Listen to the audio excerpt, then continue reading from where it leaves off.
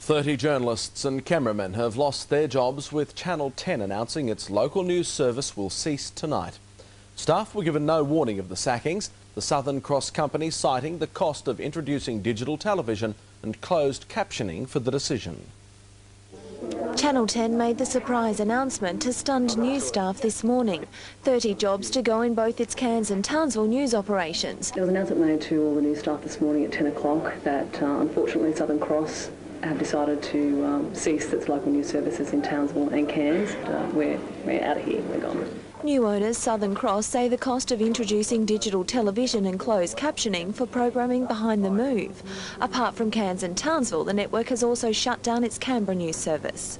I'm very sad. I've been here for 10 years, and when you put your heart and soul into something, and to see it reduced to $1 is very difficult.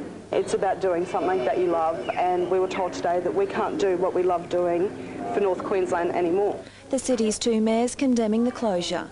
I think it's a very low day and an ambush or a stab in the back that is just gutless, and management should be aware of that. While Cairns Mayor Kevin Byrne called for federal government intervention. For a television station who's been very much part of our lives for generations, to just cut down and desert regional Australia is a tragedy. Meantime, Win Television issued a statement this afternoon announcing it remains committed to local news programming. The network employs over 200 people in several states providing local news. Jane Doherty, Win News.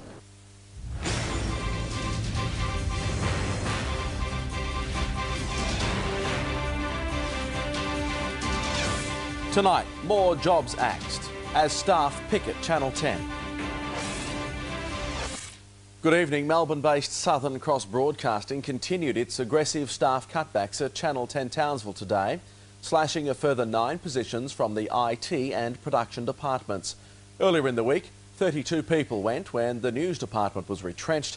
This afternoon, some of those workers and their supporters staged a protest rally outside the station as more people inside were losing their jobs. Those already made redundant rallied outside the studios of Channel 10. Channel 10 news service has bipartisan, broad community support, and we demand that it be kept. Yeah! While those inside were waiting to hear if they too were about to join the unemployment queue. My understanding is this is just the start of something much bigger to come, and there's a lot of staff up there who probably are sitting there wondering how safe they actually are. As the afternoon progressed, a further 9 staff from the IT and production departments were axed as the company continued to cut costs. Earlier this week, 10 cited expenses associated with the introduction of digital television as the reason for the retrenchments. That's despite a federal government assistance package to help with its implementation. Today, member for Herbert Peter Lindsay threatened to review the government's funding to Southern Cross for the transfer to digital. I've asked the Minister to just put that money on hold, and we're talking about $13 million, and that's not something that they'll likely want to lose, and I think that it's a very powerful weapon in the government's armoury. Channel 10 declined to comment to Win News about the retrenchments. Earlier this week, Channel 10 also closed its Canberra operation and satellite news service to Western viewers. Jane Doherty, Win News. Retrenched Channel 10 employees have staged a rally to protest the closure of their news service. Former staff say regional Australia has fallen victim to financial decisions made by multinational companies. They're only concerned with metropolitan areas. We've now decided that we've got to go into bat for North Queensland. It's not just our jobs. We've shed our tears, but we've got to get up there. We've got to fight.